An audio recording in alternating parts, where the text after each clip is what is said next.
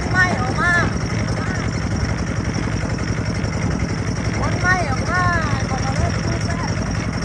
ดูหน่อย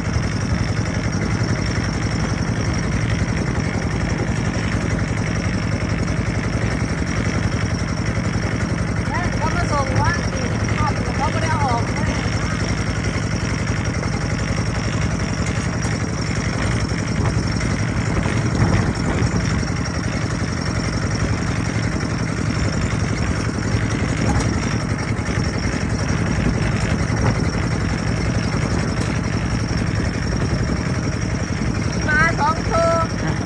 ดังตัวนึงไปนะ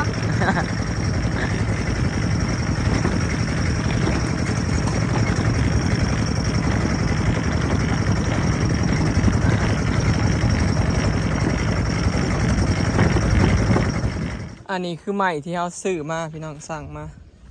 เสียไปปูอันตูบหน่อยอยู่หน้าเนาะมือว่านนี่เขามาเขาขำมันหมื่นแห้งแล้วเขาก็เลยไหวนี่ใช่เนาะก็เลยเสียออกไปหน้าเอาแต่เลี้ยงนี่แหละ16 แผ่นเนาะรถพอทะเลินมันยาวก็เลยเอาไปง่ายก็เลยเอารถเรามาเยิ่มนั่นแหละยังไม่ครับพ่อโอเคหาซีมอนพี่น้องเนี่ยซอยมื้อนี้ว่าสิพักผ่อนได้พี่น้องเมื่อยไปมาคำบ่เฮ็ดกับสร้างผัดฝ้าอย่าเฮ็ดตูบเนี่ยพี่น้องข้าเจ้ายากเนาะเลยฝ้าคนซะอันนี้ก็ไม่ซื้อมาเฮ็ดอันปอกต่อเสาเทข้านซื่อๆเนาะใหม่ตัวนี้ซื้อมาพอข้าเจ้าต้องได้ตัดเนาะทิ่มซื่อๆพี่น้องใหม่ตัวนี้ที่มาก่อเสาต่อปูนยังได้ทิ่มได้ใหม่มันติดปูนเลยซื้อใหม่แพงนะพี่น้องเสร็จแล้ว120พอดีอันนี้นะเสร็จแล้ว140หรือ50เนี่ยใหม่ยังก็ไม่จิกดงพี่น้องเนาะเบิดหลายเติบเลยแพงไม่ซูมือนี้ไม่แพงกว่าเล็กพี่น้องผู้ใดเห็ดเฮือนใหม่นี้ได้เบิดหลังนี่แสดงว่าเบิดลาย ใส่เล็กเห็ดเฮือนนี่เบิดบ่หลายพี่น้องซูมือนี้ไม่หายากแพงพร้อมว่าจะได้ไม้ที่มันงามกว่านี้ลายงามกว่านี้ที่ดีกว่านี้นะบ่มีพี่น้องเบิดห่านมีทำนี้ไม้ที่แบบแค้นไม้ยังสีซักยังไม่ซักไม้ยังบ่มีเนาะเลยได้ไม้อันนี้เลยไม้จิกดงสรุปไม้อันนี้สิคนออกหน้าพี่น้องไปเห็ด8เนาะนับก่อน2 4 6 7 8 9 10 11 12 13 14 15 16โอเค16 เซนพี่น้องเนาะ16 เซนพี่น้องที่ใส่เนาะเดี๋ยวสิคนออกหน้าก่อนบัดนี้คนใหม่ลงแล้วเรียบร้อยพี่น้องเอาใหม่ออกมาแล้วเนาะถือว่าตูบของเฮากับอุปกรณ์เกือบครบเบิดแล้วเนาะที่ต้องซื้อกับเหลือแต่สังกะสีเนาะไม้เสื้อลาก็ซื้อมาแอมแล้วไม้แป้นก็เอามาปูเรียบร้อยพี่น้องอันนี้เม็ดไม้เส้นหนึ่ง100 กว่าบาทกูได้16 ตัวนี่เบิดเงินก็3,000 กว่านี่นะพี่น้องอันนี้เป็นไม้จิกดงเนาะถ้าเป็นไม้ซักไม้แค้นก็แพงขึ้นอีกคือว่าเม็ดละ200-300นี่แหละประมาณเส้นละ200-300นี่แหละไม้แค้นนะ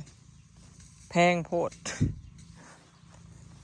ก็เลยอยากได้ไม้ลายอื่นอยู่พี่น้องแต่ว่ามันบ่มีนะมีแต่ไม้นี่ก็เลยเอาไม้นี่ซะเพราะเขาอยากได้ตูบเลยบอยก็เลยซื้อสีมาทาเคลือบเอาเนาะซื้อสีดีๆงามๆมาเคลือบเอาแบบเหลือมองๆเลย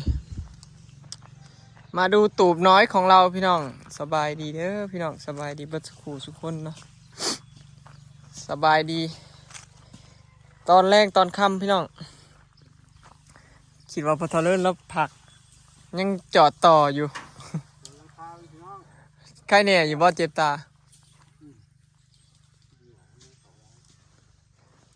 เพิ่นจอดหลังคาอีกพี่น้องนี่อีหยังพอเฒ่านี่คือ2 อันหลังคาทั้งหน้ากับทั้งหลังบ่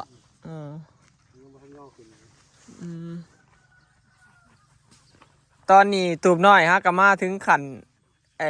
ใส่ข่าวพี่น้องใส่ข่าวหลังคาเนาะทั้งหน้าทั้งหลังโมเดิร์นหน้าเดินหลัง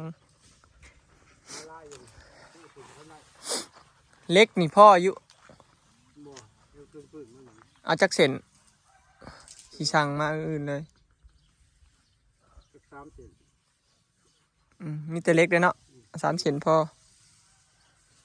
อสังกะสีเอาไว้ซื้อน้ำลังพี่น้องเล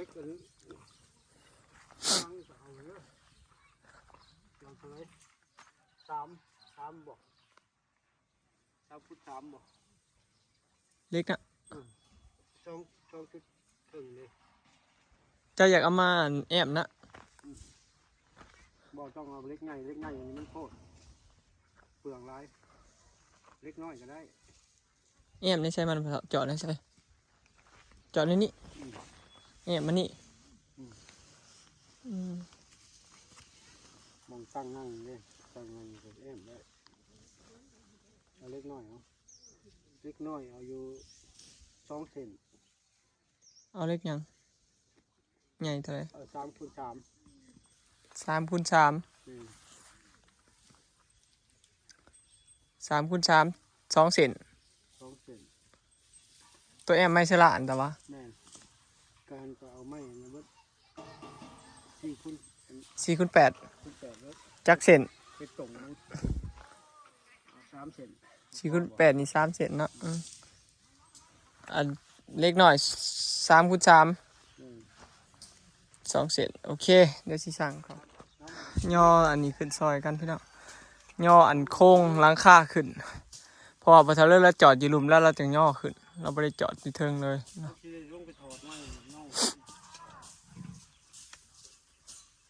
ว่าที่น้ำออกมาแห้งนึงนี่ขันปาดกับบเทิงคือเกาหอย่อลงมา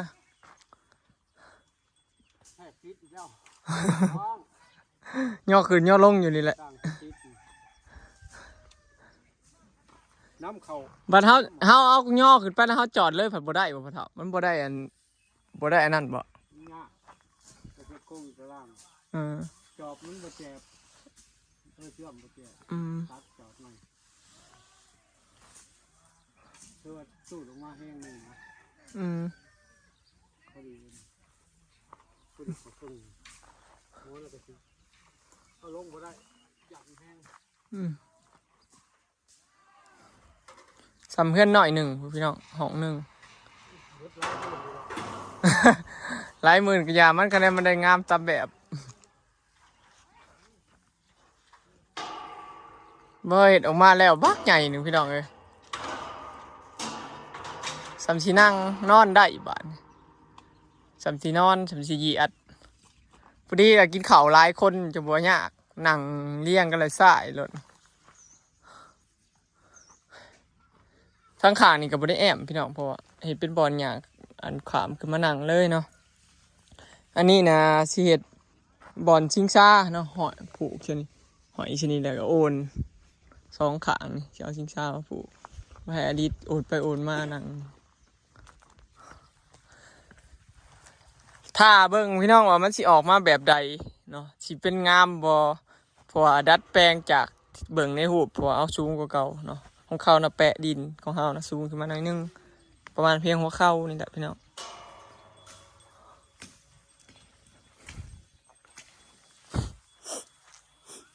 ลายFC เพิ่นว่าคือบ่เอาอันใหม่ตัวเก่าเฮ็ดเนาะแป้นตัวเก่าที่เฮาปูหามากมาแต่เฮือนเห็นได้พี่น้องประหยัดงบเขาเจ้าว่าแม่นอยู่พี่น้องเฮ็ดแบบนั้นประหยัดงบอยู่แต่ว่าเฮาพอบ่อยากแตะต้องไม้นะเฮาอยากให้มันเป็นไม้ใหม่เบิดเนาะอยากเป็นของใหม่เบิดนะพี่น้อง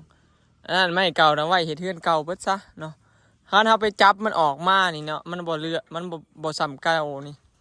เฮาสิได้ไปซื้อคือเก่าอันในข้อไม้นะพี่น้องเพราะเฮายังสิเฮ็ดเฮือนอยู่แบบนั้นก็เลยว่าบ่แตะต้องเลยไม้ที่อันนั้นเนาะไม้ที่เฮามาออกมาซื้อเอาใหม่เบิดพี่น้องมันจังง่ายเนาะเบิดหลายก็อย่ามันเพราะว่าตูบนี่ก็เฮ็ดแล้วก็แล้วนะพี่น้องเฮาได้แล้วงามแล้วคือแล้วเด้จบเลยได้นี่นะเฮ็ดแล้วนี่คือแบบบ่มีฮักบ่มีเพนะใส่ได้ยาวๆทั้งชีวิตเลยสว่าได้เนาะคันเฮาเฮ็ดแล้วนี่ก็ซ้ำสินั่งไปจนเฮาเบิดชีวิตเฮาพุ่นแหละพี่น้องจนเฒ่าจนแก่พุ่นแล้วเนาะ คันเฮ็ดแล้วนี่ถ้าตูบไม้นี่ก็บ่เฮิงมันก็ผุพังเปื่อยมอดกินจังซี่นะจริงๆเฮ็ดบ้านนกดาวไว้ก็แถวสวนแถวหยังก็งามเลยพี่น้องสิเบิดบ่หลายหมื่นปานใดดอกแล้วแต่เฮาเลือกใส่เหล็กเนาะที่จริงก็เฮาอยากใส่อันถือกว่านี้ก็ได้เนาะราคาถือกว่านี้เพราะเหล็กมันมีหลายขนาดเด้พี่น้องมีหนาเท่านั้นเท่านี้เนาะเสานี่บ่เอาหนา 1.4 เหล็กนี่ 1.2 ที่จริงเอาเลย1.0 ก็ได้แล้วแต่หนาเท่านั้นเท่านี้เนาะประหยัดงบก็ได้พี่น้องคันเฮ็ดแล้วนี่คือสิบ่อึดคนสั่งบ่เทะเลินนะนั่นคันเฮ็ดแล้วบ้านเฮามีไปเฮ็ดขายพี่น้องไผเห็นผู้นั้นผู้นี้เฮ็ดงามแล้วก็อยากเฮ็ดตามกันได้บัดนี้เนาะถ้าเบิ่งมือได้สิแล้วพี่น้องเราติดตามไปเรื่อยๆเนาะเฮ็ดแบบบ่ฟ้าวปานใดดอกแล้วพอเราเริ่มว่างจังได๋ก็ให้เราเฮ็ดเนาะ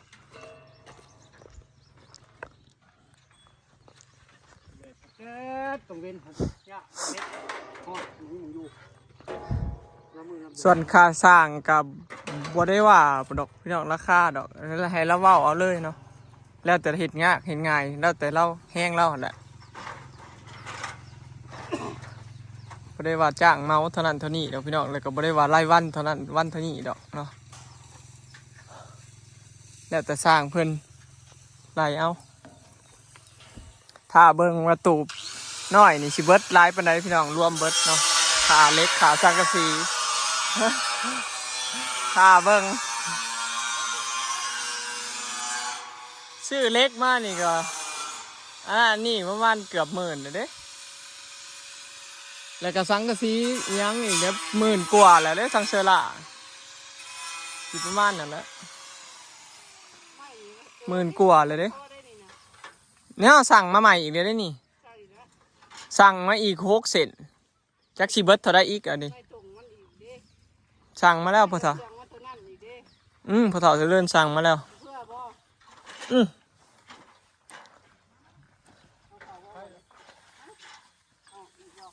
จักสิเบิดเท่าไรพี่น้องอันนี้สั่งมาเพิ่มอีกเล็กอันนี้3 เซนแล้วก็เล็กข่างอีก3 เซนเนาะเล็กข่างอันแอมเชื้อราพอดีเป็น6 เซนเดี๋ยวถาเบิ่งราคาบอยจดบินไปเรื่อยว่าสิเบิดเท่าไรพี่น้องรอรุ่นเพื่อโยเสียวว้ายเกือบย่างมาเบิ่งทางด้านไอ้ตูบเมทัลมาล่าก่อนพี่น้องเห็นครับรถไถ2 คันตึนอยู่เบิ่งแน่จักกระสอบอีหยังบ่ว่างหากันเลยขนาดว่าอยู่น้ำกันแท้ๆยังบ่มีเวลาคุยกันเลยพี่น้องเฮ็ดหยังอันนี้ลาดดินสาบให้มันมีหินน้ำนองมันบ่แทงแทงนี่มันเรียบมันงามเนาะสาบมันเรียบงามเอาดินสาบบ่เอาดินสาบกับแกบโอ้ดินเหนียวจนสุดท้ายก็ได้สาบว้ายโอ้เห็ดขักเถอะเนาะเขาว่าเห็ดขักหลายเบิ่งเงินหลายซื้อปลากินจะดีกว่านะแม่เฒ่าเอ้ย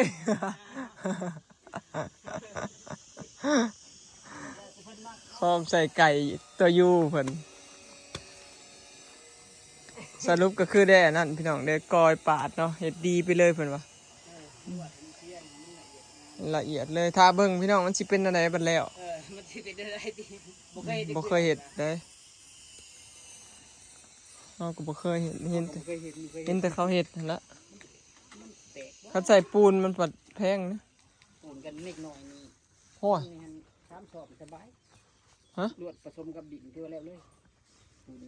เฮาเบิดคลองนี่บ่แม่นเด้ปูน3 สอบเฮาแม่นแหละ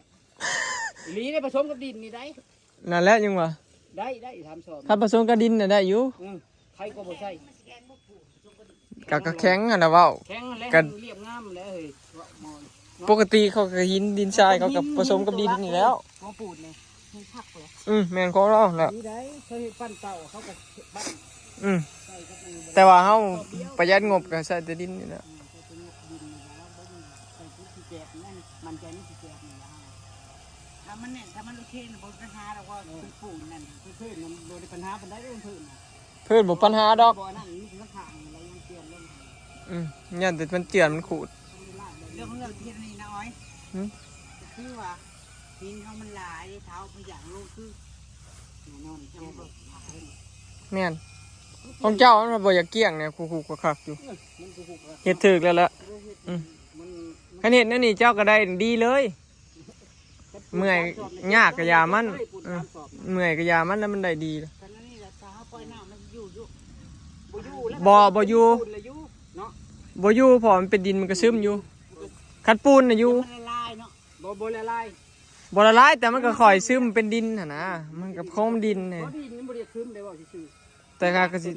เห็นบ่ในห้องน้ำนะ แต่ก็อย่าปล่อยน้ำเถอะเฮายันมันแตกมันเจือน บ่เจือนบ่เจือน ยามพ้นยามหยังมันก็สะอาดใส่มันก็เซาะคือเก่าสรุปน่ะใส่ผ้าตั้งหั่นแล้วเฮาน่ะสั่งมาเรียบร้อยแล้วพี่น้องบอยสั่งมาแล้วผ้าตั้ง 4,000 กว่าบาท คันว่าใส่ปูนคือว่า คล้องเท่านั้น ของเฮาน่ะสิเบิด 4,000 กว่าบาทเอานา500ไม่ค่อน อันนี้3หลอก ของเจ้าก็สิประมาณ10,000 กว่านี่แหละประมาณว่ามันงามเนาะของเจ้ามันใหญ่หุบตัวอยู่เฮ้ย แล้วก็ใหญ่แล้วก็เลิกกวง เพราะของเจ้ามันเลิกบ่พอมันมาเงาวน้ำตัวยู่นี่จริงๆมันก็บ่ปานได้ดอกเอาอยากได้งามก็ต้องสู้เนาะพี่น้องเอาถ้าต้องติดตามมึงพี่น้องว่าของไผสิเป็นเท่าใด แต่ละคนก็บุกงานไผงานมันพี่น้องบ่ว่างเลยไผก็เนาะบอยกับคนใหม่คนยังออกมาฮะกับคนใหม่แล้วนี่ย่อนั้นแล้ว ที่ไผมันพี่น้องเอ้ย ตื่นมาเห็นหน้ากันจังหวะตื่นมากับบ่เห็นหน้ากันซ้ำพี่น้องตื่นมาผู้นี้ก็ไปนั่นผู้นี้มันไปนี่ซ้ำเอาไปมาเขากับบ่ได้กินน้ำกันซ้ำแต่ละมื้อ ไผมันยามลำบากหลายคนก็ถามบ่เห็นผู้นั้นบ่เห็นผู้นี้ยังกินข้าว แม่น ตื่นมาขนาดที่ไผมันเนี่ยต่างคนต่างกินต่างคนต่างไปพี่น้อง แม่น เดี๋ยวบางคนก็ว่าโอ๊ยเบิ่งช่องเดียวกันแล้วหนังเรื่องเดียวตั้งหลายช่องเพราะว่าอีก เรื่องเดียวแล้วคนละเรื่องนะพี่น้อง เพราะฉะนั้นต่างคนต่างถ่ายไปยามพ่อกันยามมากันก็ตั้งถ่ายน้ำกันนี่นะ ซุมื้อนี้ก็ไผกับโครงการหลายพี่น้องโครงการไผโครงการมันก็เลยบ่ค่อยว่าง อันนี้มันชื่อเป็นโครงการ มาปีนี้ฮะ เล่าไปเอาอยู่น้องเล่าผู้ใดแต่ เอ เตี้ย อ นะ น้องเราเป็นดินดากเนาะแม่นแล้วงามแล้วดินดากคันดินดากนี่เห็นเขาเฮ็ดเฮือนกันนี่แล้วก็ผสมแกบนี่ละ คือว่าได้ปูน3สอบมันก็เรียก เย็นกว่าอิฐบล็อกเย็นกว่าปูนอีก กันเฮือนนี่เฮาเคยนอนเฮือนไม้เฮือนไม้ คันยามฝนน่ะน้ำมันสิอยู่เฮาอะบ่ใส่ผ้าก็ได้ อย่างฝนมันมีน้ำลายอยู่แล้วก่อน ดุมาหดน้ำนี่เด้อบัดมาแล้วดุมาอันหดน้ำคือปูนนี่มันจังบ่แตกสะมาอันแซะน้ำใส่แล้วปั้นถ้าเฮ็ดคือกันเฮาเอาสาเพื่อนหั่นโลดนะบ่แม่นสิมาสีดใส่ที่มันขู่ บ่สู้ดินดักเรื่องได้บ่มักแตกเฮาบอกเท่านั้น เอา ตา พี่ เบิ้ น้อง งพี่น้องตาเบิ้งผลงานตาจ้อย เนาะถ้าเบิ่งผลงานพี่น้อง จ้อยมาแล้วพี่น้องเบิ้งเอาเบิ้งหน้าแล้วไหวพี่น้องหาบ่พานก็ขอยืมปืนหน่อยได้ไหมจ๊ะ โอเคเนาะพี่น้องคลิปนี้ก็สิขอเก็บภาพบรรยากาศไว้สำนี้เด้อเนาะพี่น้องฝากติดตามตอนต่อไปเนาะเดี๋ยวถ้าเบิ่งโครงการของไผสิเป็นแนวใดเนาะพี่น้องทางนี้ก็ยังบ่ฮู้คือกันว่าสิเป็นแนวใดเนาะแต่รอติดตามเบิ่งพี่น้องเนาะไปแล้ว สบายดีฝากเป็นกำลังใจให้ซุมเฮาหน่อยเด้อพี่น้องเอ้ยสู้ๆลุยอย่างเดียว